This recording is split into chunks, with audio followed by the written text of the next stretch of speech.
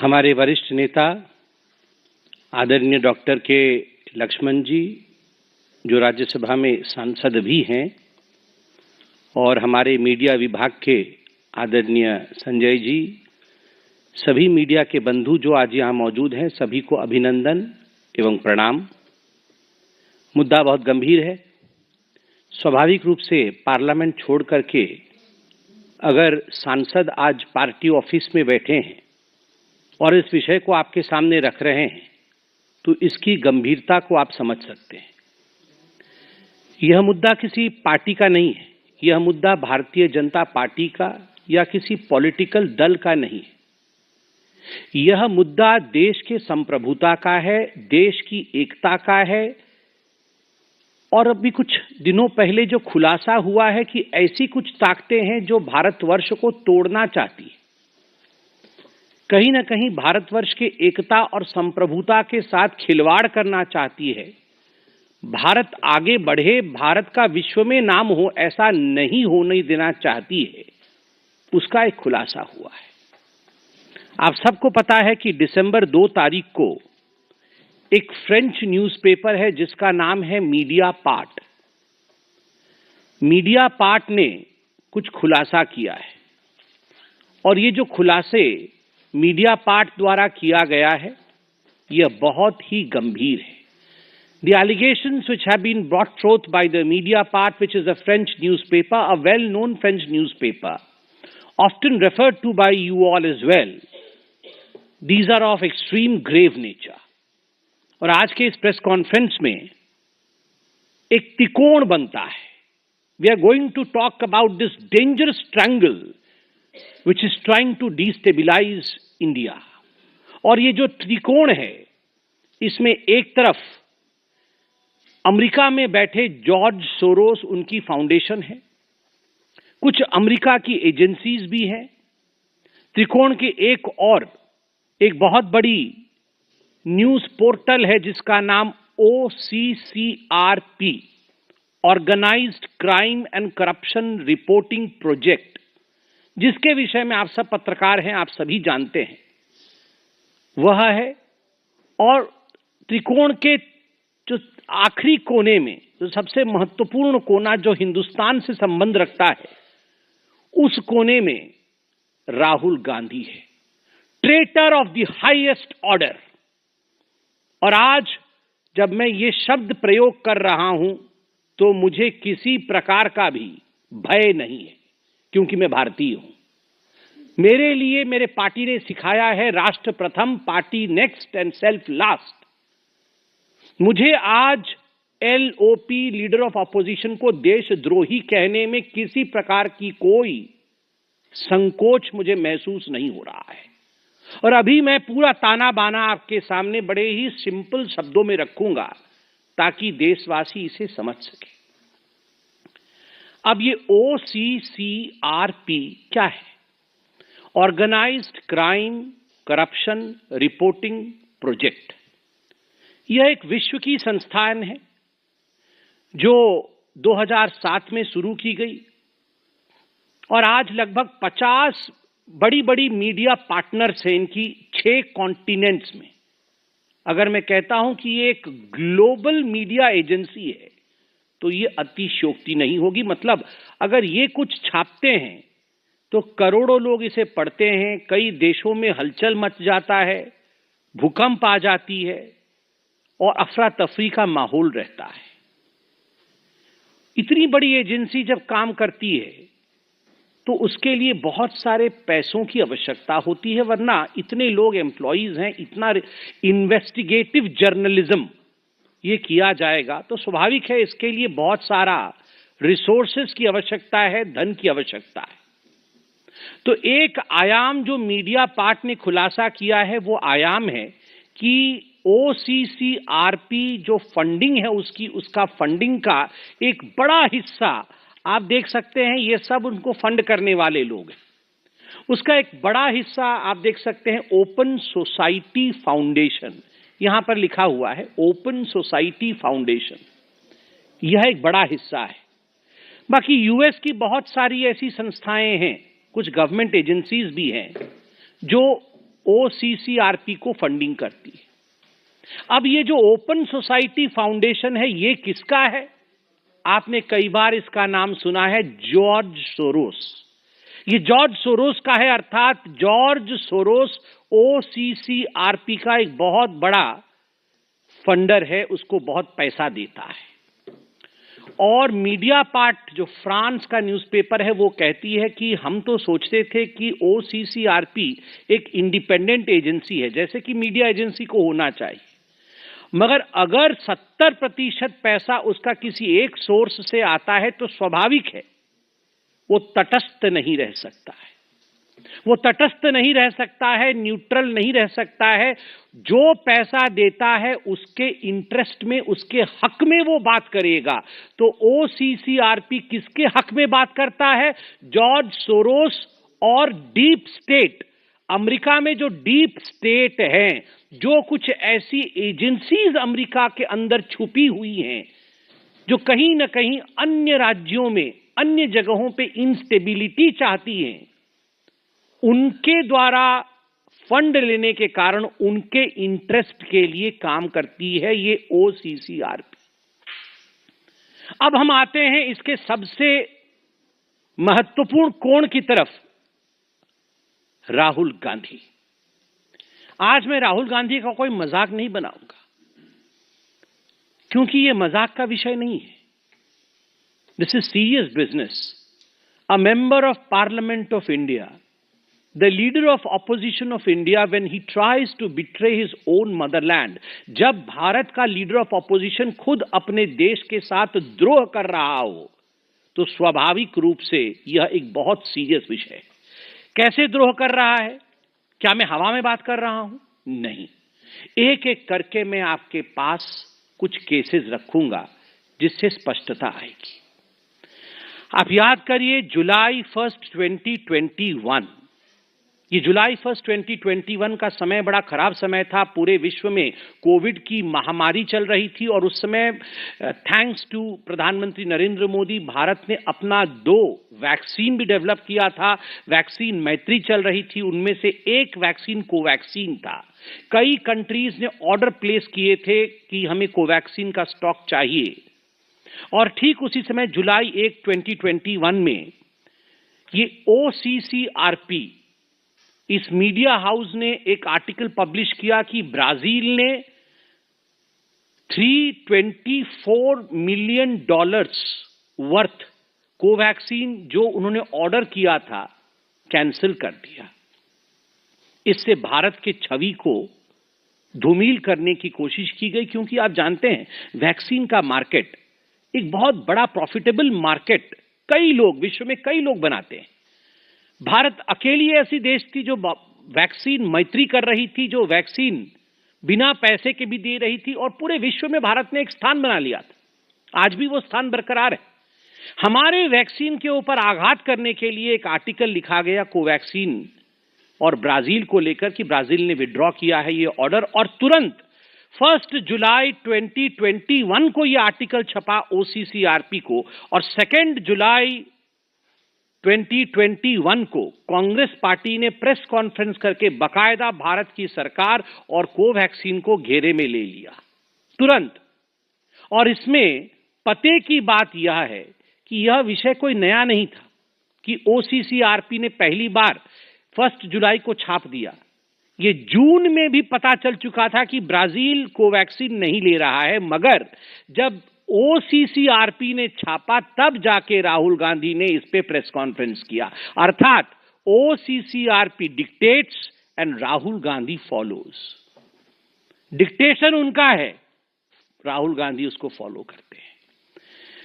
दूसरी बात, आप याद करिए, ये OCCRP ने लगातार भारत के जो टॉप इंडस्ट्रियलिस्ट हाउस हैं, उद्योगपति, जो बड़े उद्योगपति हैं, उनके ऊपर, जिसको अंग्रेजी में कहा जाता है हिट जॉब, बार बार उनके ऊपर आघात करना, कुछ ऐसे रिपोर्ट प्रस्तुत करना मानो ये बहुत फर्जीवाड़ा चल रहा है।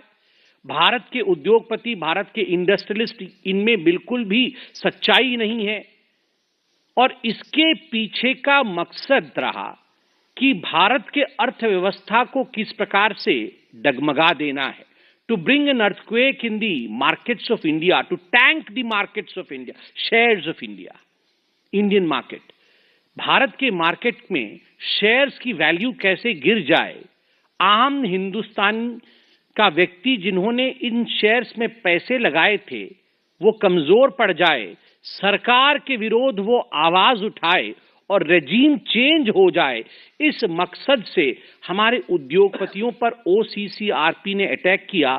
और आप क्रोनोलॉजी देखिए, जब जब ऐसी ऐसी रिपोर्ट आई तब तब राहुल गांधी ने प्रेस कॉन्फ्रेंस करके देश के अंदर एक, हम तो पहले इंडस्ट्रियल रिवॉल्यूशन की बात करते थे, यहां पर डी इंडस्ट्रियलाइजेशन की बात होने लगी कि भारत का कोई भी इंडस्ट्रियलिस्ट ठीक नहीं है, इनको हटाना चाहिए। 18 जुलाई 2021 ओसीसीआरपी ने, आपको याद दिला दूं, आप सबकी मेमोरी तो बहुत शार्प है, हमसे भी शार्प है, because you all report and we follow you, you are the fourth pillar of democracy. 18 जुलाई 2021 को पेगासस रिपोर्ट आया, ओसीसीआरपी ने इसे पहले उजागर किया, और 19 जुलाई 2021 को राहुल गांधी इसी रिपोर्ट के आधार पर पेगासस को लेकर प्रेस कॉन्फ्रेंस करते। वो हाहाकार, वो सदन का नहीं चलना, wash out of the parliament, और ये सारा कुछ पार्लियामेंट में सदन चलने से पहले ये सारे रिपोर्ट्स आते थे and they used to be a complete wash out of the parliament. Parliament के सदन बंद हो जाते थे, स्थगन होता था, और आज भी आप देख रहे हैं किस प्रकार की परिस्थिति पार्लियामेंट में। और इस पेगासस की रिपोर्ट को लेकर एक हवा खड़ा किया गया, और फाइनली 26 अगस्त 2022 को सर्वोच्च न्यायालय, सुप्रीम कोर्ट ऑफ इंडिया ने इसे खारिज किया कि ऐसा कोई पेगासस वाला विषय नहीं है। तो आप सोचिए, जुलाई 2022 ओसीसीआरपी ने क्लेम किया, उस समय जुलाई 2022 में आपको याद होगा नेशनल हेराल्ड की केस में मां बेटे दोनों जो बेल पे बाहर थे, दोनों की पूछताछ ईडी कर रही थी। कुछ घंटों के लिए उनको बुलाया गया था, ईडी की पूछताछ की गई थी, वो सब आर्टिकल भी मैं लेके आया हूं। तो उस समय, जिस समय ये पूछताछ चल रही थी, तो ओसीसीआरपी ने यह आर्टिकल छापा, और आर्टिकल में लिखा कि ये राहुल गांधी जी के खिलाफ जो नेशनल हेराल्ड केस में प्रोसीडिंग्स, लीगल प्रोसीडिंग्स चल रही हैं, ये सब पॉलिटिकली मोटिवेटेड है, इनके पीछे कोई सच्चाई नहीं। तुम सुप्रीम कोर्ट हो, are you the Supreme Court of India? आप क्या जानते हैं नेशनल हेराल्ड केस के बारे में? मां बेटे ने 5,000 करोड़ रुपए कैसे गबन किया, इन्होंने इन्वेस्टिगेटिव जर्नलिज्म कर लिया अमेरिका में बैठे बैठे, और कह दिया कि ये लीगल प्रोसीडिंग जो है ये बिल्कुल पॉलिटिकली मोटिवेटेड है, और इससे पूरे देश में, भारतवर्ष में अफरा तफरी का माहौल है। लोग सड़क पर उतर गए हैं गांधी परिवार के पक्ष में, कोई सड़क पर नहीं उतरा था, कोई सड़क पर नहीं उतरा था, और बोल रहे थे देश में अफरा तफरी का माहौल है। झूठा रिपोर्ट ये आपके सामने, और इसके आधार पर कांग्रेस आगे बढ़ रही थी। मैं पूछना चाहता हूं कि ये ओसीसीआरपी राहुल गांधी के बचाव में आर्टिकल क्यों छाप रही थी? क्योंकि अगर ओसीसीआरपी को हानि होती है तो राहुल क्राइज, अगर राहुल रोते हैं तो ओसीसीआरपी को दर्द होता है। ये दो बदन हैं, आत्मा एक है। ये ओसीसीआरपी और राहुल गांधी दो बदन हैं, आत्मा एक है। वैसे तो बदन दो और एक वाला विषय तो जॉर्ज सोरोस के साथ है, ऑर्गेनाइजेशन आत्मा है। जॉर्ज सोरोस और राहुल गांधी ये एक ही हैं। राहुल ही जॉर्ज है, राहुल ही जॉर्ज है, और जॉर्ज का एजेंडा ही राहुल का एजेंडा है। जो सोरोस चाहता है वही राहुल चाहते हैं। सोरोस भारत का अमंगल चाहता है, अहित चाहता है। राहुल गांधी भी भारतवर्ष का अमंगल और अहित चाहते हैं। ये जुलाई 2022 का। अब आते हैं सबसे महत्वपूर्ण विषय, वो विषय है कि आखिरकार हमने ये क्यों कहा कि जो आखिरी कोण है राहुल गांधी और ये जॉर्ज सोरोस एक है। कैसे प्रूव होता है? केवल कहने से तो नहीं होगा। तो हम आज साइंटिफिक एविडेंसेस लेके आए हैं। I have come with evidences. पहला एविडेंस, याद है ना वो राहुल गांधी जिस सोच रहे थे कि वो क्या भारत तोड़ो यात्रा, हाँ हाँ जोड़ो, अच्छा ठीक है, वो जो भारत तोड़ो यात्रा उन्होंने किया था, जोड़ो यात्रा, वो सोच रहे थे वो यात्रा करने से वो पूरा सब जीत जाएंगे, लोकसभा जीत जाएंगे, हरियाणा जीत जाएंगे, महाराष्ट्र जीत जाएंगे, सब कुछ जीत जाएंगे। अब लोग भी जानते हैं कि ये तोड़ने के लिए निकले थे, तभी इनका ये हर्ष हुआ है। तो ये जो भारत जोड़ो यात्रा इन्होंने निकाली थी, उसमें सलील शेट्टी एक दिन आए थे इनके साथ घूमने के लिए। सलील शेट्टी कौन है? ये वाइस प्रेसिडेंट है, सोरोस के फाउंडेशन का वाइस प्रेसिडेंट है। अब मैं आपको जो तस्वीर दिखा रहा हूं सलील शेट्टी का, ये आप सलील शेट्टी देख सकते हैं, ये राहुल गांधी देख सकते हैं, और ये इनका भारत तोड़ो यात्रा चल रहा है, उसमें वो आए हुए हैं सलील शेट्टी। और सलील शेट्टी वाइस प्रेसिडेंट है अपने ऑर्गेनाइजेशन, उसका ऑर्गेनाइजेशन जो open society foundation George Soros का है। मैं उनके वेबसाइट से भी निकाल के लाया हूं, आप देख सकते हैं। ये है सलील शेट्टी, जो राहुल गांधी के साथ सलील शेट्टी चल रहे थे, वो राहुल गांधी और सलील शेट्टी और जॉर्ज सोरोस के फाउंडेशन के वाइस प्रेसिडेंट। तो इस प्रकार से ये दो बदन एक आत्मा है। उसके बाद आप याद करिए, राहुल गांधी विदेश जाते हैं तो पता नहीं कब चले जाते हैं, हम लोग को बाद में मालूम पड़ता है, और जाते हैं तो ऐसे ही नहीं आते हैं, कुछ कुछ लोगों से मिलते हैं, बाद में फोटोएं निकलती है। पहले डिनाई, याद है वो रात को चाइना वालों से मिल रहे थे, तो हमने कहा चाइना वालों से मिल रहे टेंट के नीचे डोकलाम में, तो फिर वो नहीं बिल्कुल नहीं मिला, तो फिर संजय जी फोटो लेके आ गए, तो बोले हाँ मिला था। तो इसी प्रकार से हम भी फोटो रखते हैं सब चीज की। राहुल गए थे बाहर, तो उन्होंने किससे मुलाकात की थी? उन्होंने मुलाकात की थी OCCRP के एक जर्नलिस्ट, क्योंकि ये एक जर्नलिस्टिक बॉडी है, तो उनके जर्नलिस्ट हर देश में है। तो अमेरिका में एक जर्नलिस्ट है, बांग्लादेशी जर्नलिस्ट, जिसका नाम है मुशफिकुल फजल अंसारे, जो कि भारतवर्ष का घोर विरोधी है और दशकों से भारत के विरोध में आर्टिकल छापता है। राहुल गांधी और उनकी नजदीकियां देखिए जरा, ये सेल्फी देखिए जरा, ये सेल्फी खुद बयान करता है कैसे चिपके हुए हैं। जहां देश का अहित, वहीं राहुल चिपक जाते हैं। ये जो अंसारी है, ये बांग्लादेश का रिपोर्टर है, आप देख सकते हैं कैसे गौर से वो राहुल जी की बातों को सुन रहा है। कुछ देश के खिलाफ ही राहुल जी बोल रहे होंगे, तभी जाकर ये इतने गौर से सुन रहा है। और उसके बाद सेल्फी देखिए, all the anti Indians, all those who hate India love Rahul. क्यों? जो भारतवर्ष से करे नफरत, वो करे राहुल से प्यार। ऐसा क्यों है भैया? थर्ड केस है आनंद मगनाले का। आपको याद होगा दिल्ली में एक राइट्स हुआ था, तो ये आनंद मगनाले कांग्रेस का एक व्यक्ति है, जो कांग्रेस के लिए भी उसने फंड रेजिंग की थी, अपनी एनजीओ भी चलाता है। तो इस आनंद मगनाले ने चीन से पैसे लाकर, चाइनीज मनी, इसने दिल्ली राइट केस के लिए हैंडओवर किया था। किसको? शरजील इमाम को। द इनफेमस शरजील इमाम को इस आनंद मंगले ने पैसा दिया था। और इस आनंद मंगले का क्या कनेक्शन है राहुल गांधी से? कांग्रेस ही है, और यह भी OCCRP का जर्नलिस्ट है। चाइनीज पैसा लाकर यहां राइट करवा रहा है, राहुल गांधी का खास आदमी है। तो all this is not just मियर coincidence. और ये तो फेमस फोटो है इल्हान उमर के साथ, मैं तो बहुत बार बोल चुका हूं, इसलिए दोबारा और बोलने की आवश्यकता नहीं है। अब तो अमेरिका भी इनके ऊपर अटैक कर रही है, इल्हान उमर के ऊपर। तो इनके साथ राहुल गांधी का जो सांठगांठ है, और आज जो डॉक्यूमेंट्स आपको दिखाए गए हैं, इससे एक बात बड़ा स्पष्ट होता है कि Rahul does not want India to move ahead. Bharatvarsh आगे बढ़े, ये राहुल गांधी नहीं चाहते। भारत का संसद चले, ये राहुल नहीं चाहते।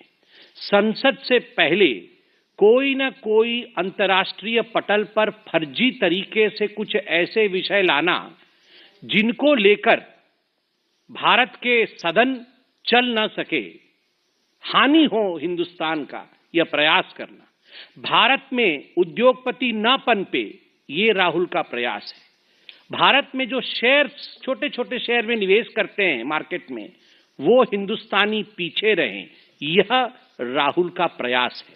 और अंत में इतना ही कहना चाहूंगा, शायद आपको अजीब लगेगा मगर मैं सच कह रहा हूं, ये गांधी परिवार एक ऐसी परिवार है जो अगर अपने कुर्सी के लिए देश को भी बेचना पड़े और देश का भी बलिदान देना पड़े तो इससे वे गुरेज नहीं करेगी, देश को भी बेच सकती है। राहुल अपने फायदे के लिए मां भारती जैसे विराट अस्तित्व रखने वाले देश को भी बेच सकते हैं।